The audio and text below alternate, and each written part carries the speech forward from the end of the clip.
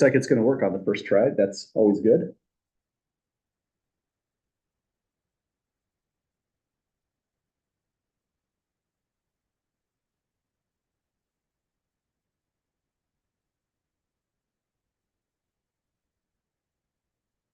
And it's official. Welcome back, folks. We're ready to go into our last day for the third week of trigonometry. So we're definitely moving through the course. Before we start out today, there was a question in assignment number 2 on these last two questions, 63 and 70, I believe. Or did I get that one right? Was it 63 and 70? Yeah, that's right. Gotcha. So on the first set of these, this one it says we're use the given point on the unit circle to find the value of the sine and cosine of the angle t. So for these kind of problems, let's take a look at maybe 60 to get a feel for how these should go. Or no, that was the actual question. Let's take a look at maybe, say, 62. So if we were doing this one on problem 62, first thing I should do is maybe zoom in on it.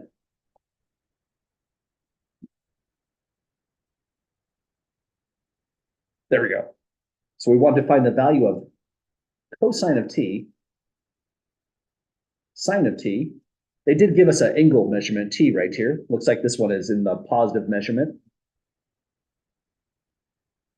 They said to use the point to evaluate both cosine t, sine t, but now it becomes a bit of a concept question of which one would you give, say, cosine t?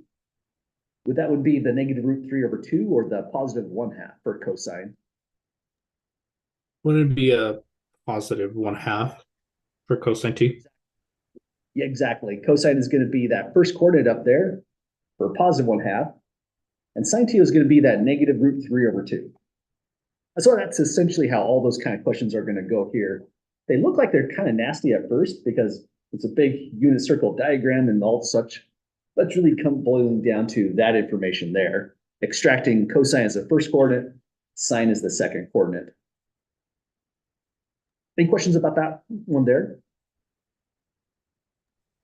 No, but thank you. It just seemed a bit too easy, so I was unsure on how to I know what process. you mean by that. Yeah, gotcha. And did you say you had a different question as well? Was that on 70? Yeah, but it was more on the it had more decimals, but now that you showed me one of the examples, I think I should be able to get it on the 70 then. Gotcha. Sounds good. I was just a little worried it was like a different kind of concept. But yeah, it looks like the same sort of things on this one. Weirder numbers, but same idea. That one will be the cosine, and that one would be the sine value of the angle t. Well, other questions to start us out, folks, so far? Okay, well, it looks like we can begin officially. First thing I want to point out is that there was absolutely a page number issue on these sections. So on this section right here, that's not quite the right page number, depending on which edition that you looked at. I uploaded this edition right here. That's the file I usually download. I work with a lot, but there was an update. My syllabus was pointing to the actual update, but I forgot to upload it. That's the most recent actual textbook. Now, the good news is these problems are the same exact ones. It's just the page number that's different. So you're doing the right problems either way. But what I'm going to get in the habit of doing is once we go beyond the third assignment, I'll start posting the page numbers to the most recent edition. I think that's the edition we should be using. It's probably has good updates and stuff like that. But the problem numbers were the same. Any questions about that weird issue with the actual textbook? Okay. Aside from that, I don't think I have a ton of announcements. Let's see here. Our assignment number 2 will be due on Tuesday. And we'll make assignment number 3 due Tuesday, February 6th, as looks like what that one's going for. So looks like I'm intending to finish it when we come back on Tuesday of next week. If we somehow finish it today, we're not going to try to race through it. If we do, we'll turn the due date to the 1st, but we'll see where it lands. Well, we're in section 5.3. Let me open that up. I usually have these open, but kind of got set up in a rush today. And here's the 5.3 section. We started off by just saying, what are all of these abbreviations? I mean, it's good to define that somewhere, right? If you see cot, you're just saying cotangent as abbreviated version. This is the book's definitions, but I encourage people to think of your functions in this way.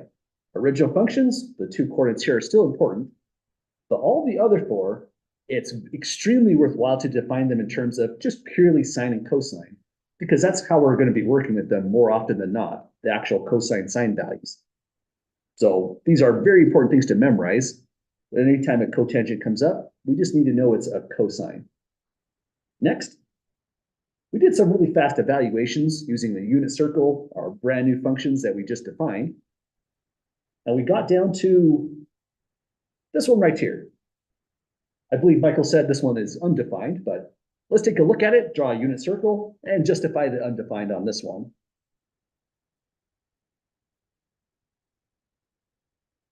Or we might not necessarily need a unit circle. We can just use the reference angles right here. That's enough information. It's dealing with a pi over 2, which I have a 1 for the sine, a 0 for the cosine. And here's the problem.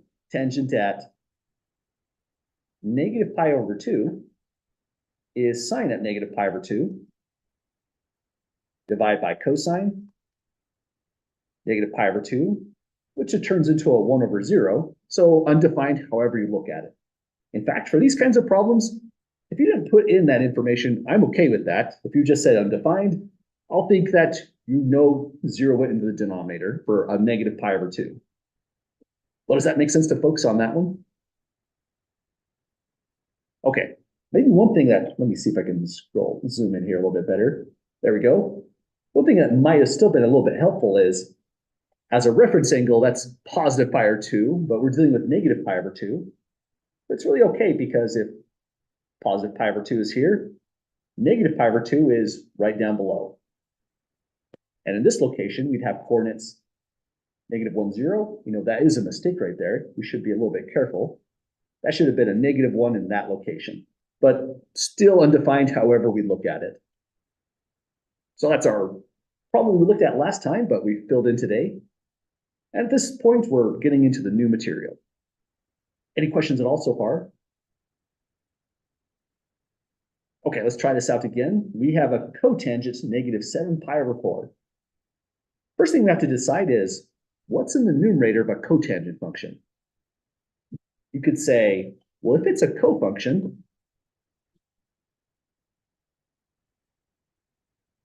that's a good way to learn it too. We're going to see that in next section, 5.4, we'll be doing the right triangle trigonometry. Well, another thought you could say is, if tangent has the sine in the numerator, co to the tangent should have cosine in the numerator. Kind of makes sense in a way. So if you see cotangent, go cosine. Negative 7 pi over 4. Divide by sine. Negative 7 pi over 4.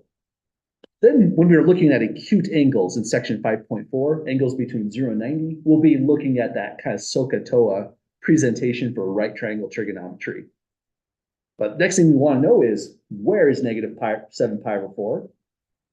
These go by odds, but we're rotating now clockwise since it's negative. So here's negative pi over 4. This is negative 3 pi over 4. We're getting there, negative 5 pi over 4. And this last one is negative 7 pi divided by 4. So we end up in this location. But if we're in that location, that's the same position for ordinary pi over 4. You could go comma pi over 4 to indicate that. Now we're in this row.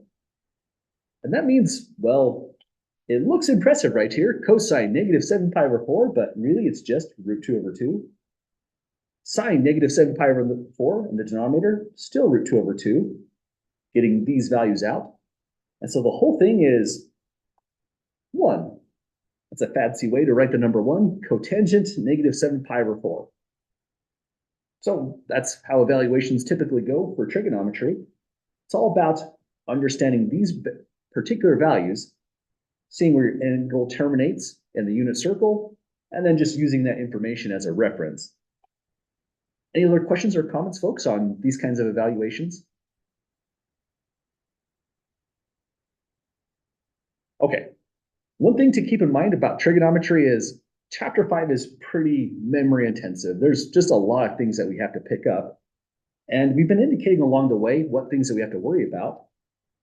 I thought I'd be a little bit more specific with this one. Let's say that this, maybe not the whole question. I don't think I would ask a derivation on a true exam, but this will be helpful for seeing those identities. But this part right here will be on exam 1. So that's just information that we just have to know to get through trigonometry. And it's something we have to know down pat. So if someone says secant, we have to know exactly what that is. So expect this kind of problem. It'll be kind of a freebie. It's really just memorize this and be ready to go with it when you see it on the exam. First one is tangent. Let's try this as a class. Any volunteers for the definition of tangent expressed in terms of sines and cosines? Exactly. So for tangent, go sine over cosine. Actually, let me put it down here. Tangent theta, sine theta over cosine theta.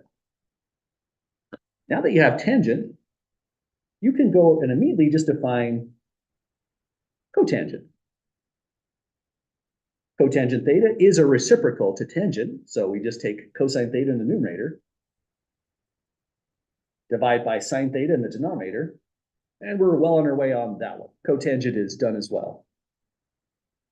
Next, we need to define secant, but sometimes what helps with this is it's good to know that secant is associated with cosine. I'll put this here in orange because it's not a required part of the problem, but there's a structure that's easy to memorize. You have cosine here, go to the right, and you're now dealing with the secant function, which is the reciprocal 1 over cosine. The next one will be sine theta.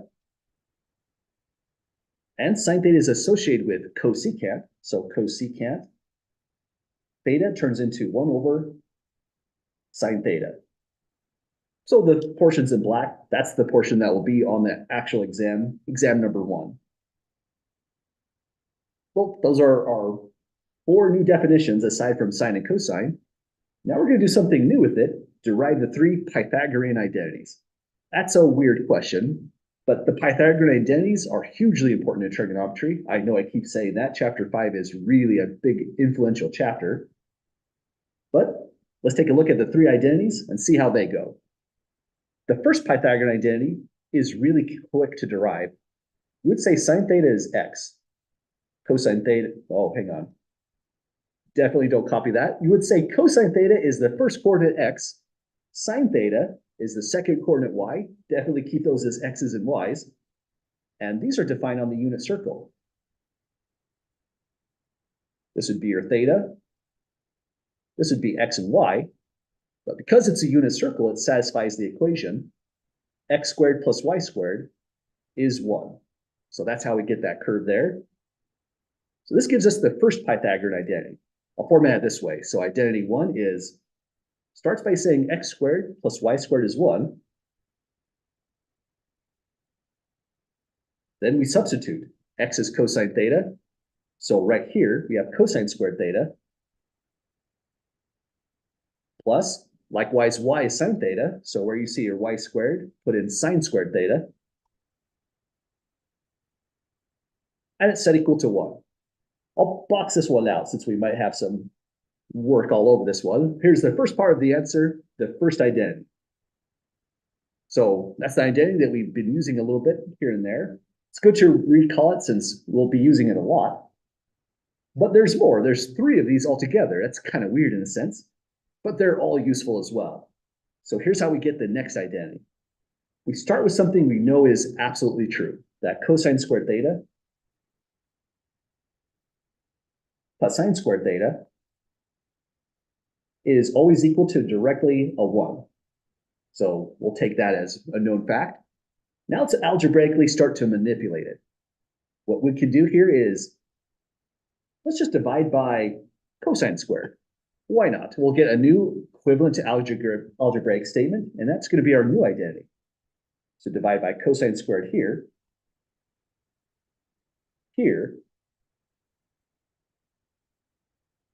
and here. Now we need to simplify this equation. On the first portion, we have cosine squared divided by cosine squared, so we just get a 1. That's not too bad. What would you folks say we get for sine squared divided by cosine squared? Any volunteers over Zoom on what this would result in? Tangent squared. Awesome, tangent squared right here, thank you. How about for someone in class, what about 1 over cosine squared? What should this one result in?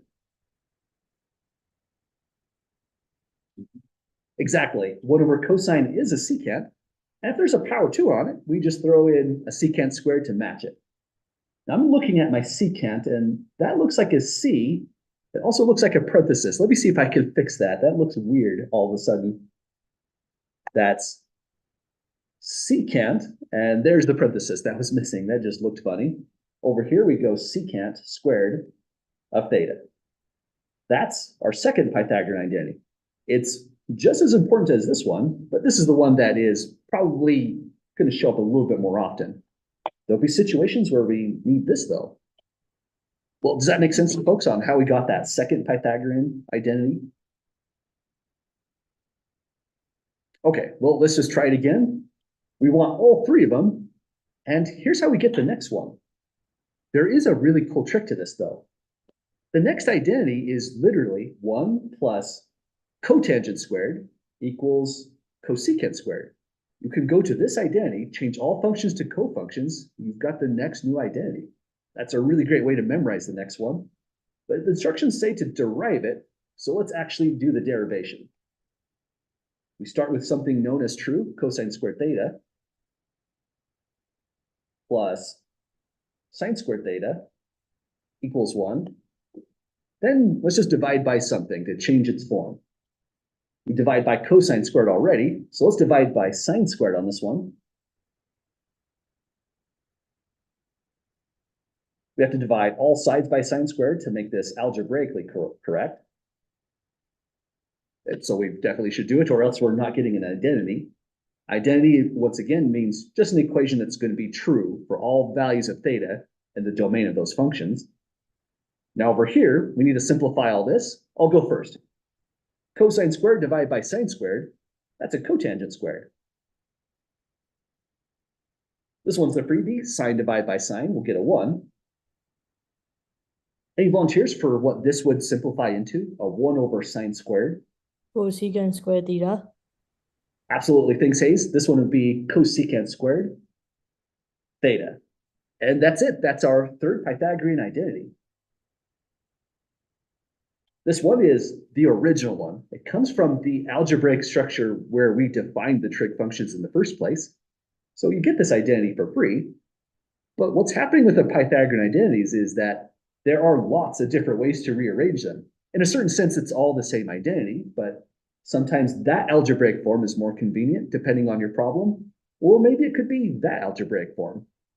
If we want to state all 3 as neatly as possible, here they are in the notes as well.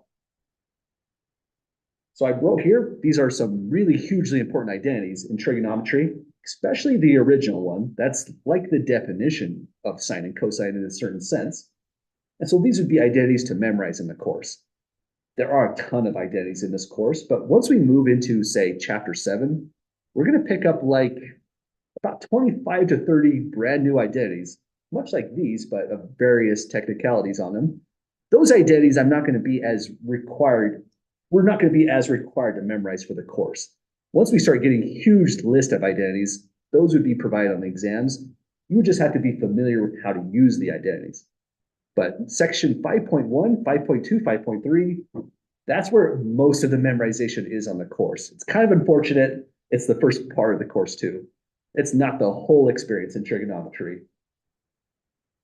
Well, here's our edit on these notes. I forgot to mention. I did write here on the notes, there was a revision on here. I made a weird typo, or maybe just an honest mistake, where I had that as a positive 3. That's impossible. It has to be negative. So let's take a look at the problem and why that had to be changed to a -3 to make it an actual real problem. It says, given that cotangent is now a -3, not a positive one, If you printed out your notes, please be sure to make that one a negative. The terminal side of the angle T is in quadrant 4. Let's sketch that out to get a feel for this. Here's our unit circle. Here's Q4 to mention to refer to quadrant 4. T terminates somewhere in there. We don't know where exactly. I usually just draw it somewhere from this to this range, just to place it in quadrant 4. But then once we do that, cosine is going to be this value, which is positive. Sine is that value, which is negative. So there had to have been a negative there. There's no possible way to get a cotangent that's positive where you're dividing by something positive with something negative altogether. So that was that typo. Try not to make the same one I did there. Now it says, well, we know cotangent at t is -3. We want to find the other 5 trigonometric functions of that same angle t. Let me first start by saying, here's what doesn't work on this problem. It's true that cotangent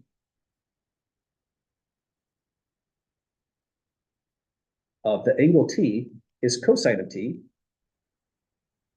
divided by the sine of t. And it's also true that you could write out cotangent of t equals -3/1. And so there's a thought that you might have, which seems right at first. If cotangent is this fraction, and it's also this fraction, cosine must be -3, sine must be +1. But actually that's impossible. The minimum cosine could be is -1 right here. You can't go out to -3 at all. That's not even a unit circle. So cosine of t is not -3. Sine of t is not 1. And for all this, let's just say warning or caution. That's an easy mistake to make. It's a simple one, and once we make it once, we won't make it again. But we might as well just say it right here. Don't make that mistake. So it's unfortunate it doesn't work, right? It means cotangent t at -3. We cannot immediately get a cosine and sine out of that. But you know what we do have?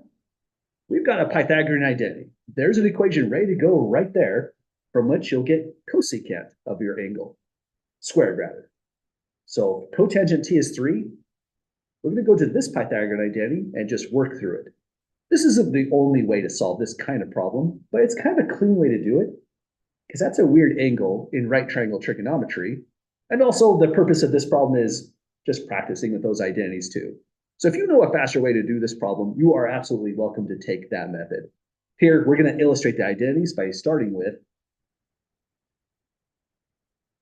cotangent squared of t plus 1 equals cosecant squared of t. So we're gunning for cosecant. Well, that's 1 of 5, but once we start to get going, we start to get all of them pretty quickly. In fact, you really have 2. If cotangent is -3, we immediately know the tangent already. It's the reciprocal of that value. So here we're going to get cosecant solved. That means we have sine immediately. These actually get solved quicker than it looks like. So first step, let's make a substitution right here.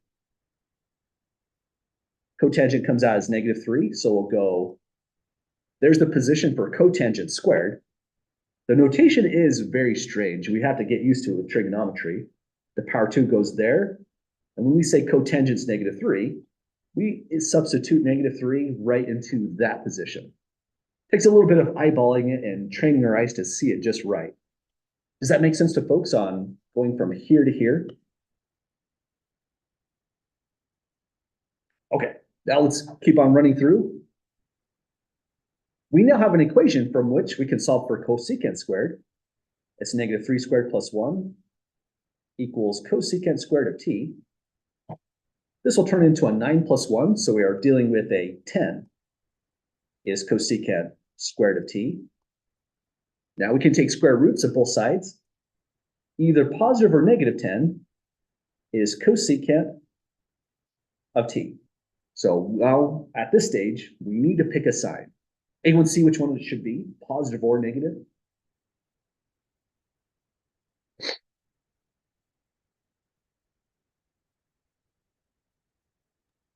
Negative, right?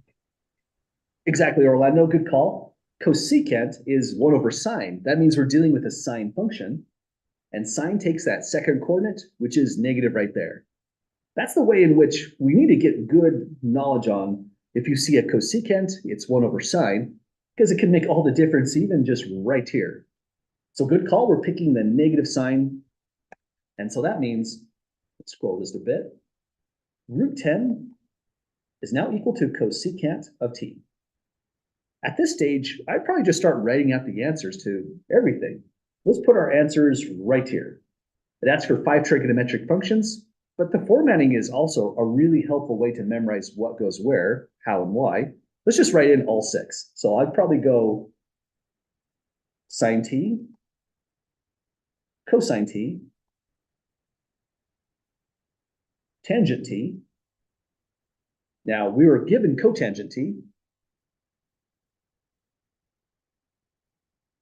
as a -3. Like we mentioned, this is a reciprocal function. It's reciprocal to tangent t.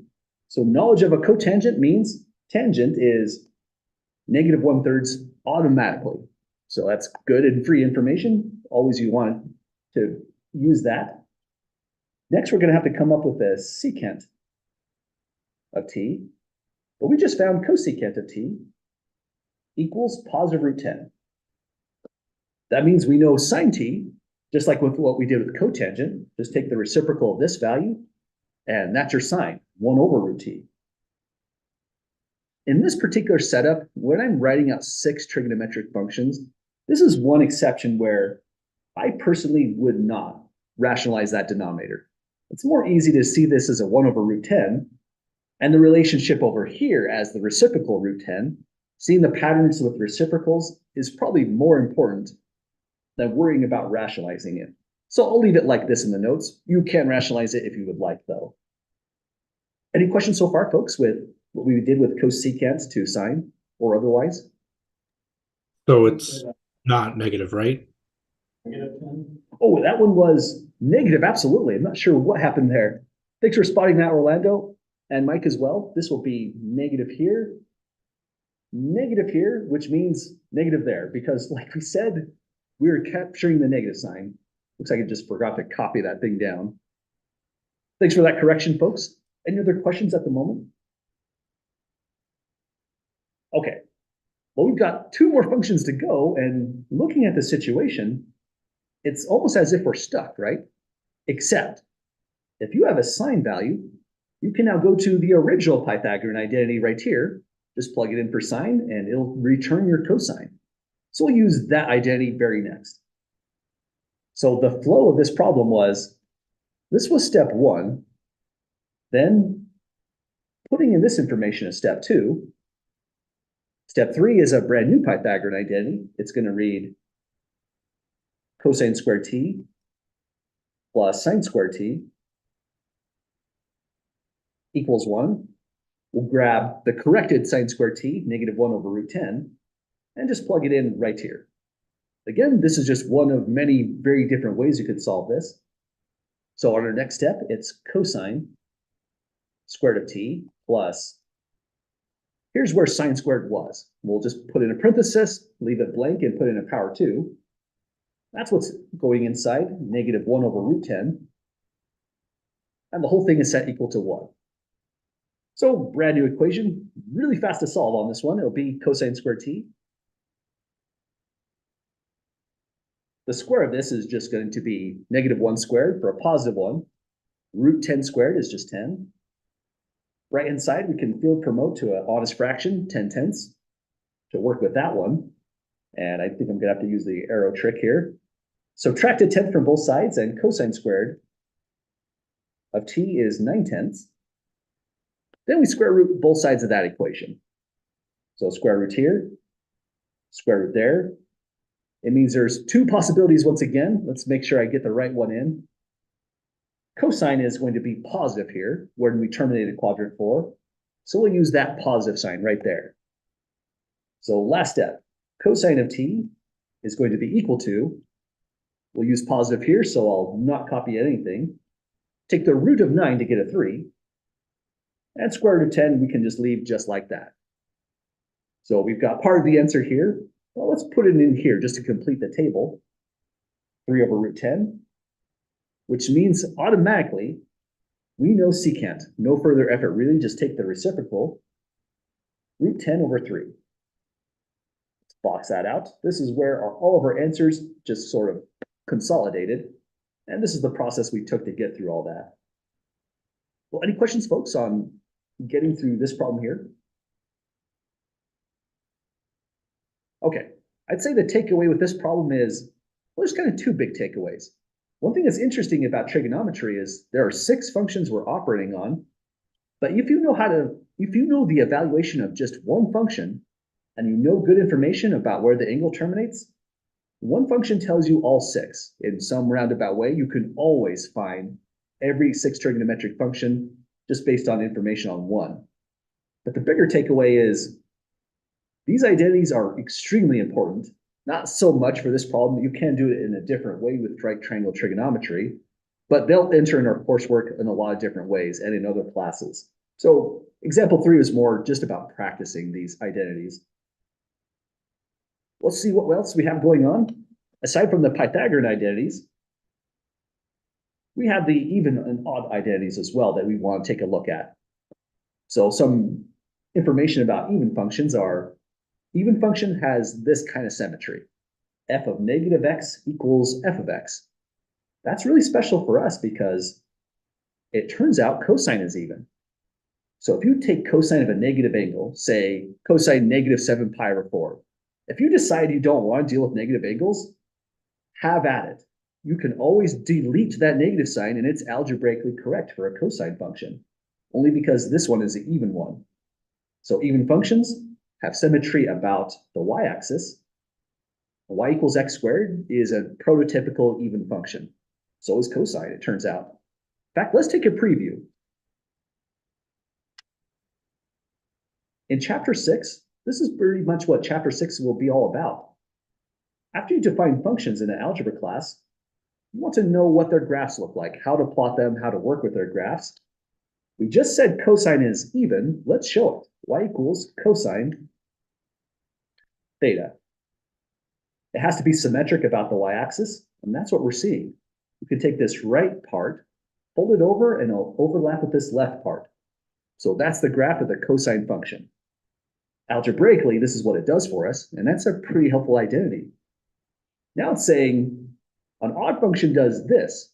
F of negative x allows the negative to commute outside of the function notation. That's pretty weird, but it means you're dealing with functions that have a new symmetry, like y equals x cubed would be symmetric about the origin.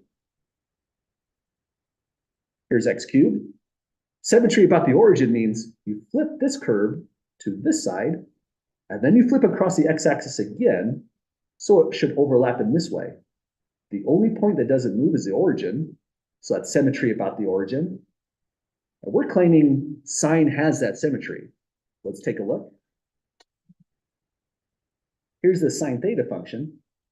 If we reflect this point across the y-axis, it ends up here. Reflect across the x-axis, it ends down there.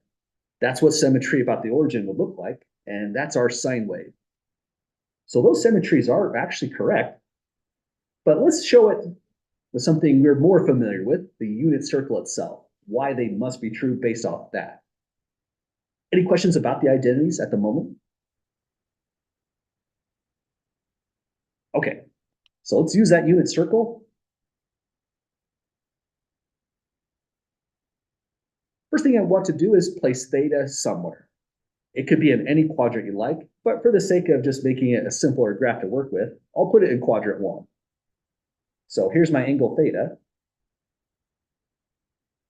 Because that's theta, if we go the opposite way, we'd be dealing with negative theta, and it would be right here. So there's our negative theta. Let's operate with cosine first. Cosine theta is this value right here. And, well, cosine of negative theta, we go to negative theta and we go up, it's always going to be the same exact value. If you rotate in the positive direction and then negate the angle, you're in fact reflecting across the x-axis. That means the x coordinate would never change. And there it is. Cosine is an even function, so cosine theta is equal to cosine negative theta. I wrote it backwards over here based off the derivation here. Same sort of thing happens with sine.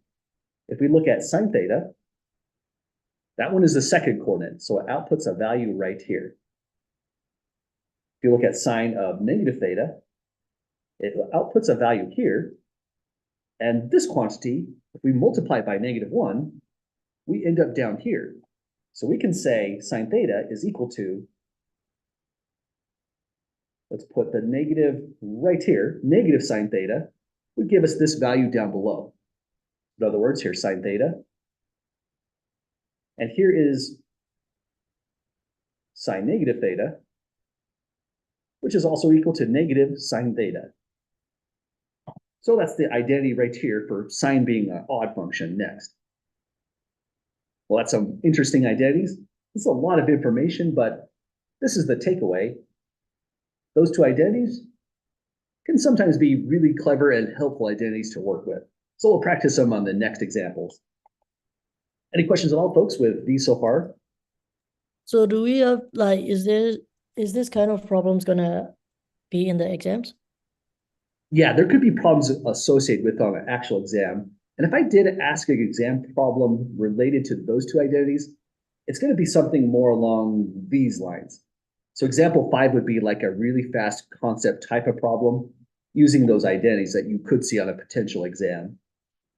Oh, but Other not questions the so far? one that you did like Oh, no. sorry, yeah. This one was more just for us to practice Okay. why it's true, and it was more to practice how you get your sine and cosine out as well. So example 4, really just for us here, this would be what you would see as an actual exam question. Other Okay, questions thank you. about that? Yep, you betcha. Thanks for asking about that. Okay, well, here's how it goes. We have some really weird looking questions here, but all of these questions are about these two different identities. Let's work through them and see how they go. Part A says, if cosine of the angle measurement t is 0.87, what is the value of cosine of negative t? So let's give this a try. Let me do this a little bit different. The color coding might be helpful. I would start by saying cosine negative t is cosine t. That's this identity right here, t for theta. But then the moment you said that, cosine t is already stated to be a 0.87, and the whole problem is done. So that's the concept question that goes along with cosine being an even function. We just have to know that the negative t, you can literally delete the negative sign, put in cosine, substitute the value that was provided right here. Any questions, folks, with that one? Suddenly there are really fast questions out of nowhere. Let's try this out again. This one says, sine t is -1/7. What is cosecant of negative t? Anyone happen to spot the value for this one? It is a little bit trickier, right? Because we need to know what is a cosecant altogether. Maybe let's start by writing out this. Cosecant, negative t. We do know it's a reciprocal function, so we can go 1/. But now my question to folks is that a cosine or a sine down below?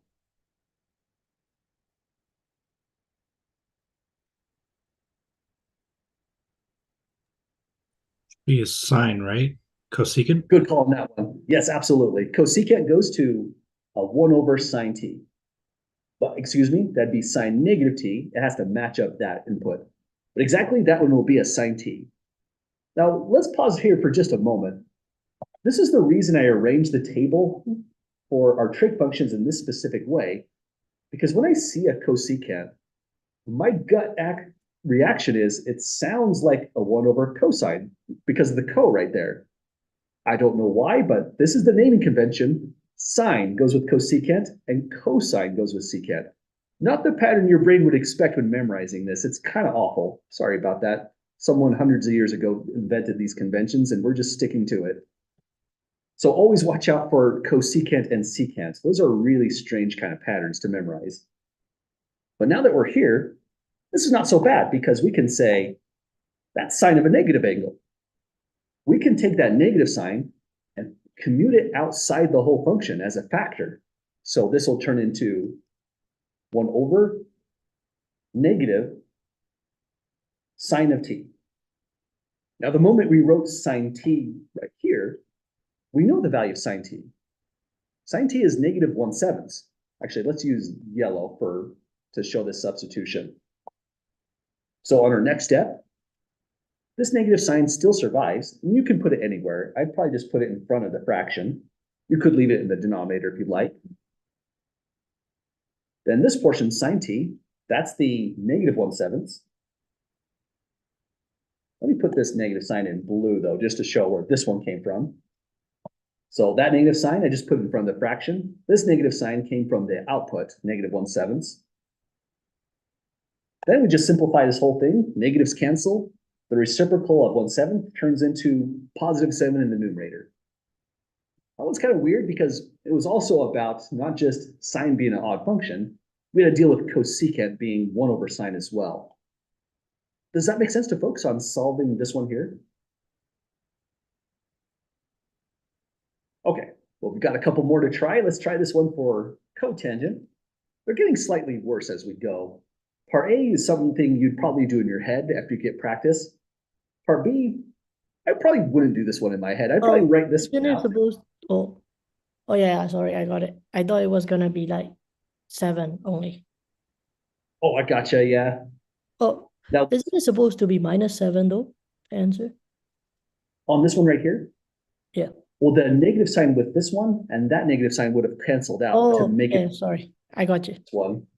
Oh, no worries. Thanks for mentioning it. It's really easy to drop these negative signs. So I'm really glad for the participation, folks watching out for those things. Other questions so far? Okay, let's give this one a try. Cotangent negative t. First thing we have to do is write cotangent negative t equals, it's memorization really is what we're really doing here. Is this cosine or a sine in the numerator? It's a cosine. Call Orlando, we'll start with cosine negative t on the top. But the moment we do that, we have an identity for that. Let's use the color coding to show it. Cosine negative t above. Then that implies it's got to be a sine of negative t down below. Now we're making some really big headway. Well, we'll use the even function identity in the numerator. Cosine negative t just turns into cosine t. So that part's done. Sine of negative t is going to output an extra negative sign. So here it is. And then you put in sine t. So we just use up these two identities here. Now we have to simplify this and output a value. It's asking us for the value of negative cotangent t. All we know is that cotangent t is 4. But hang on a minute. When you look at all of this stuff, it helps to pull out the negative sign in this problem quite a lot. Let's start by taking the negative that was in the denominator. You could just write this as a negative times a whole fraction. But now it's cosine of t over sine of t. Almost a redundant question, but it's still worthwhile. What is cosine over sine if we simplified it?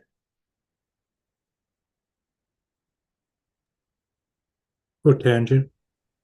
Right, we're just right back to cotangent. That's a kind of strange problem, right?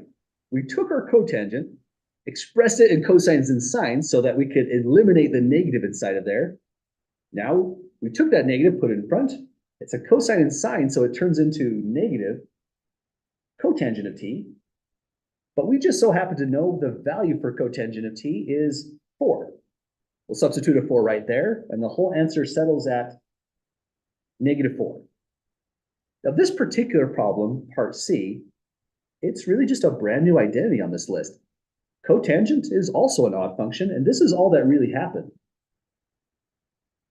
We took the negative, let me try to express it slightly better, just threw it right over there and used the original value 4 for our cotangent. That's a shortcut you could take if you like. But again, part C is more about knowing cotangent is a cosine over sine. That's probably the more important concept here, even more than these identities above, I'd say. I'd say part D is the most important question on here. Exactly, good call. The moment you see sine squared plus cosine squared, this is exactly 1.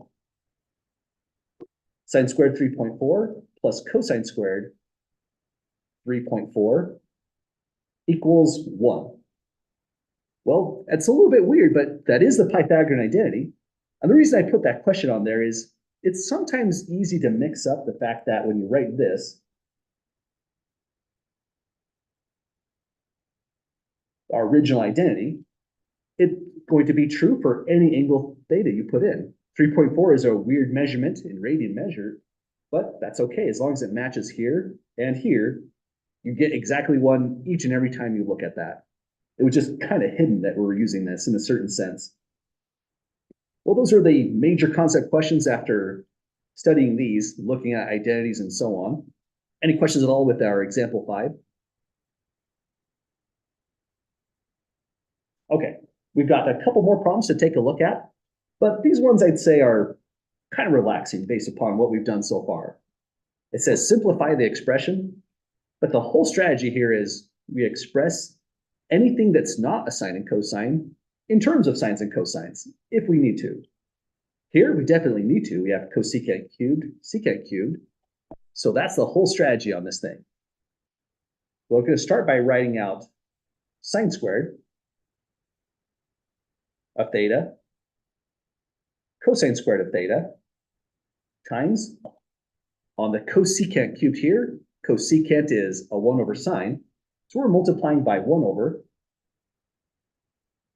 sine cubed theta. So this is the major step right here.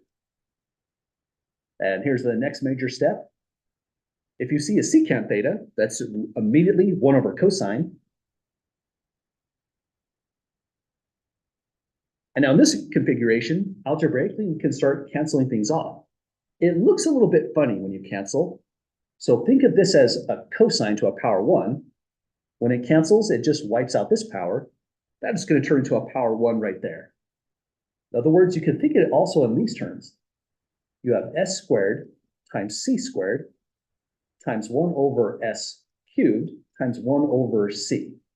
So instead of writing out sines and cosines, you could write it out in a normal algebraic way, and our cancellation went like this. We just leave a c right there.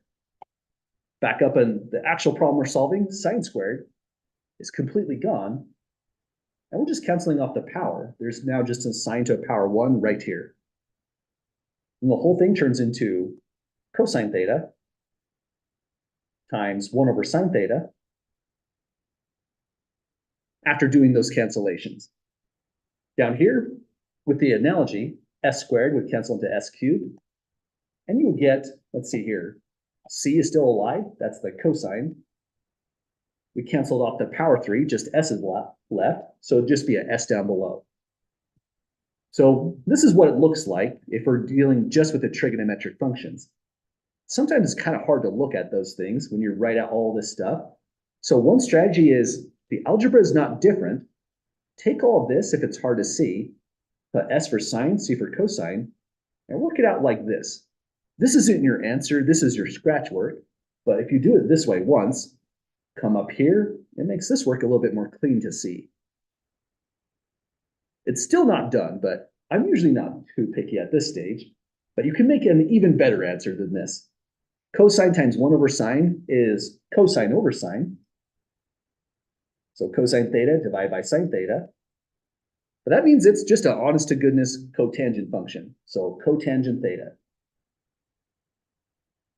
So this big mess right here resolves to cotangent theta. Seems like it's just a weird algebra problem, but this kind of stuff with trigonometry becomes common in calculus courses and other kinds of mathematics, where you have to take weird outputs like this and simplify them down. Becomes a common technique. I'll erase this below. It was just here for extra scratch. But how do folks feel about this problem? Does it make sense getting down to that cotangent? Yeah, pretty much. Awesome, glad to hear that. I have one big one left and about a minute to go. So I think this is a good stopping point for us, folks. The due date that we have here we're gonna keep firm. This will be due Tuesday. Let's see, hang on, let's make sure here. We're gonna come back on the 30th. Yes, it'll be due Tuesday, February 6th. Because we got one problem to go. I don't think we want to rush that one in about a half a minute. So both problems here on example 6, it's again just knowing what is a cosecant, what is a secant, and all those kinds of matters. That's the bigger takeaway still. Any last questions, folks, before we call tonight? Okay, well, it's been Thank fun, everyone. We're nearly through the massive memorization. The course does get a little bit more friendly after this point. But have a great night, folks. Don't work too hard over the weekend, but if you have questions, don't hesitate to email. I'll be happy to help out. Thanks, folks. Thank you.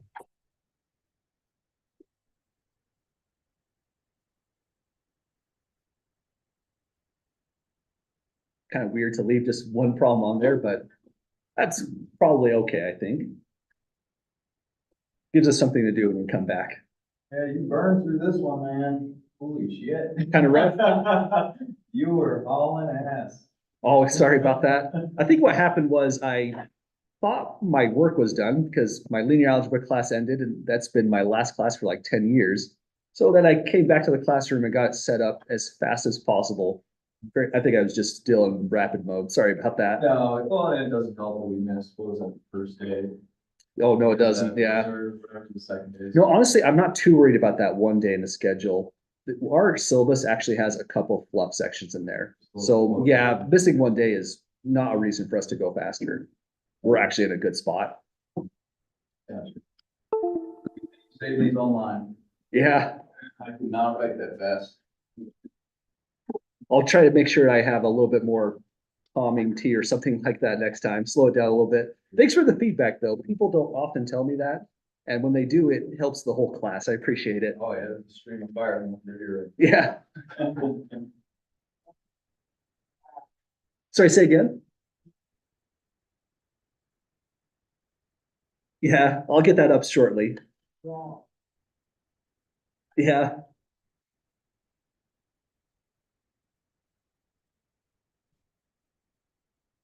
Good that we have those resources though online that I could log into and grab those.